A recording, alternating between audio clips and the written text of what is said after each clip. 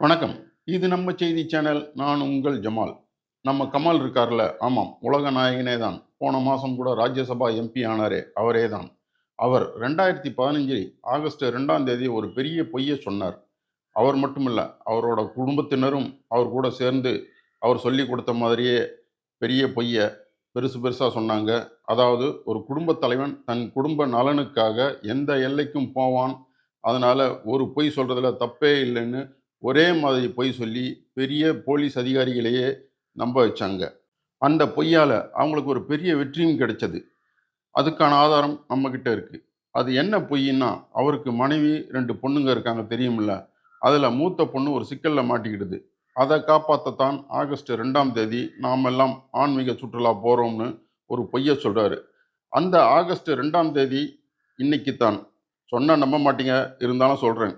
அதாவது, கமலஹாசன், கௌதமி, ஆஷா சரத், கலாபவன் மணி நடித்த பாபநாசம் படத்தை நாம் எல்லாம் பார்த்துருக்கோம். அந்த படத்தில் தான் இந்த பொய் படம் முழுக்க நிஜமாகுது. கமல் தன் மனைவி மகள்களிடம், நாம ஆகஸ்ட் 2ஆம் தேதி சனிக்கிழமை தென்காசி பத்ரகாளியம்மன் கோவிலுக்கு நடக்கிற தியானத்துக்கு போனோம். அதுக்கப்புறம் பாபநாசம் அணை, அகஸ்தியர் அருவிக்கெல்லாம் டூர் போனோம்னு யார் எப்படி கேட்டாலும் ஒரே மாதிரி பதிலாக சொல்லணும்னு சொல்லி கொடுத்துருப்பார். இந்த பொய் தான் படத்தின் ஆணி வேறாக திரைக்கதைக்கு பலம் சேர்த்து பெரிய வெற்றியை பெற்றுக் கொடுத்தது அவங்களுக்கு.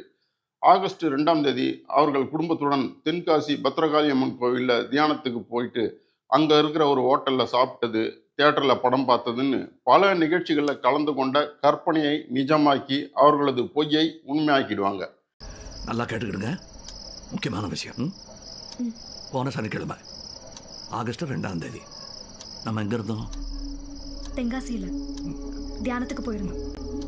அந்த சந்தர்ப்பத்தில் தான் ஒரு பெண் போலீஸ் அதிகாரியோட மகன் காணாமல் போனது பற்றிய உண்மை கமலுக்கும் அவரது குடும்பத்திற்கும் தெரிஞ்சிருக்குன்ற சந்தேகத்தில் போலீஸார் பல்வேறு வகையில் அவங்களிடம் விசாரணை பண்ணுறாங்க. ஆனால் கமலும் அவரது குடும்பத்தினரும் ஒரே மாதிரியான பதில்களால் போலீஸ் அதிகாரியின் மகன் காணாமல் போன குற்றத்தின் உண்மைத்தன்மையை போலீஸாராலேயே தெரிஞ்சிக்க முடியாத அளவுக்கு பண்ணிடுறாங்க. அதனால் ஒரு குற்றமும் அதை மறைக்க சொல்லும் பொய்யும் சட்டப்படி குற்றம்னா, ஒரு குடும்பத்தின் நலன் காக்க அவங்க எடுக்கிற எந்த நிலைப்பாடும் தர்மப்படி சரிதான்ற கருத்தை அழுத்தமான தெளிவான சஸ்பென்ஸ் காட்சிகள் மூலம் பாபநாசம் படத்தின் டைரக்டர் ஜித்து ஜோசப் அமைச்சிருப்பார்.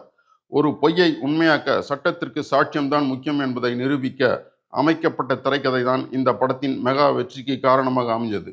இந்த படம் 2015 ஜூலை 3ஆம் தேதி தமிழில் பாபநாசம் என்ற பெயரில் வெளியானது. அதற்கு முன்னாடி திருஷ்யம் என்ற பெயரில் மலையாளத்தில் வெளியானது. பாபநாசம் படத்தில் முதலில் சூப்பர் ஸ்டார் ரஜினிகாந்த் அவர்களை நடிக்க வைக்க இயக்குனர் ஜித்து ஜோசப் முடிவு செய்திருக்கிறார். ஆனால் போலீசாரிடம் கதாநாயகன் அடிவாங்கும் காட்சியை ரஜினி ரசிகர்கள் ஏற்றுக்கொள்வார்களா என்ற தயக்கம் காரணமாக ஏற்பட்ட இடைவெளியில் கமல் நடிக்க தேர்வானார் என்ற தகவலை ஜித்து ஜோசப்பே ஒரு பேட்டி ஒன்றில் தெரிவித்திருக்கிறார். இன்று ஆகஸ்ட் 2ஆம் தேதி கமல் டூர் போனதாக சொன்ன பொய்யால் பாபநாசம் படம் வெற்றி பெற்ற நாள். அதுக்காக தான் இன்னைக்கு ஜஸ்ட் ரிலாக்ஸ்க்காக ஒரு ட்விஸ்ட்டு இந்த வீடியோ. இன்றைக்கும் தேதி ஆகஸ்ட் 2 சனிக்கிழமை தான். இது ஒரு இன்சிடெண்ட்டாக இல்லை.